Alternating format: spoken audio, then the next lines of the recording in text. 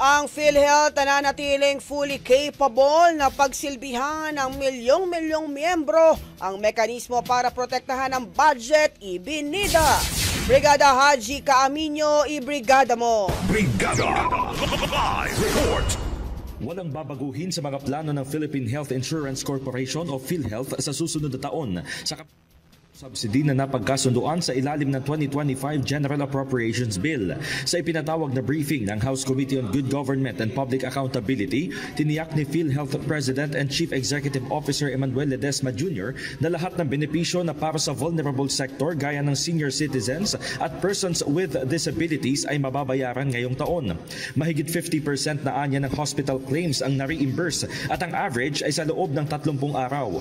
Bago matapos ang taon ay may hahabol umano ang 50% na pagtaas ng case rates across the board. Ibinida rin ni Ledesma na inaprobahan ng PhilHealth Board ang pagbibigay ng pansin sa emergency care para sa optometrics at heart surgery. Ipinunto pa nito na sa nakalipas na 2 taon, tinutukan ng state insurer ang pagkakaroon ng matibay na mekanismo upang maprotektahan ang pondo at siguruhing maayos itong nailalaan pati na ang pagpapabuti sa benefit delivery. Samantala, sa ulat ni Ledesma sa Good Government Panel ay fully capable umano ang PhilHealth para ituloy ang operasyon at mga programa nito kung saan 150 billion pesos ang surplus at 280 billion pesos naman ang reserve fund.